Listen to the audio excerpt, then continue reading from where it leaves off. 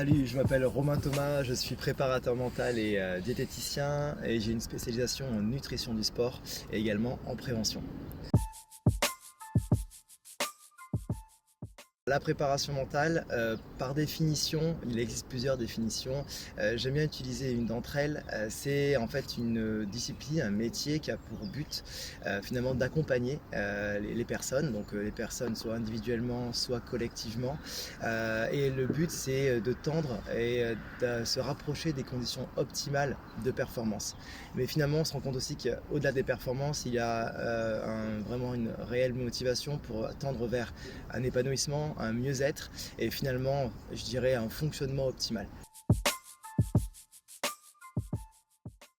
Alors en préparation mentale, il y a différents outils, c'est certain, mais il y a aussi une phase qui est invisible. Je dis souvent, j'appelle ça la phase visible de l'iceberg et la phase invisible de l'iceberg.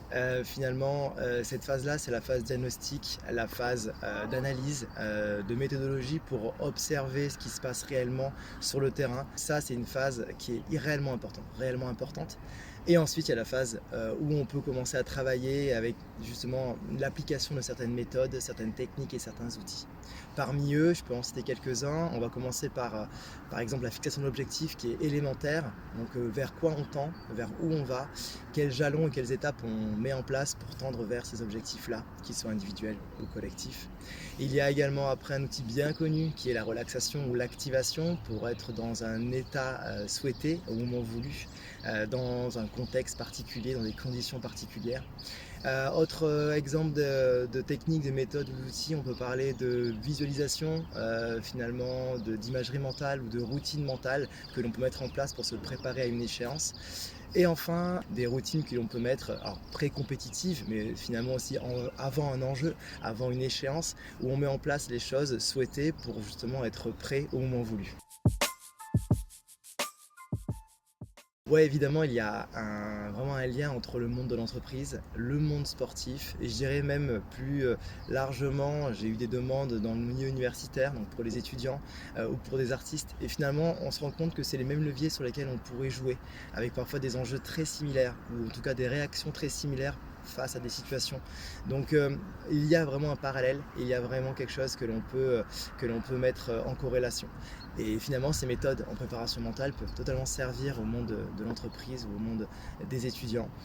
Et comme je l'ai cité, hein, pourquoi pas mettre en place des routines, pourquoi pas mettre en place finalement des exercices qui permettent d'écarter les incertitudes pour se focaliser sur ce que l'on maîtrise, pour être sûr de soi un peu plus en tout cas, avoir vraiment des savoir-faire, des qualités que l'on peut mettre en avant, des plus-values qui vont nous servir à atteindre les objectifs souhaités. Donc ça, on peut les identifier, on peut les aborder et on peut les enrichir, les alimenter. Donc ça, par exemple, ce sont des méthodes que je peux utiliser en effet dans mon sportif, mais pas que.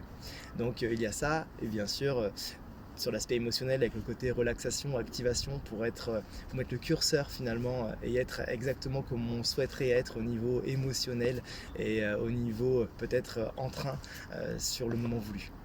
Alors, en effet, pour ces étudiants qui pourraient passer un examen, par exemple, on pourrait mettre en place tout simplement une analyse, une espèce de photographie instantanée de la personne qu'ils sont, de leur qualité, leurs points d'amélioration peut-être à gommer parce qu'ils y travaillent pour s'améliorer au quotidien et mettre l'accent sur justement leur qualité, tout ce qu'ils vont avoir en eux pour pouvoir justement être dans les meilleures situations et les meilleures dispositions possibles.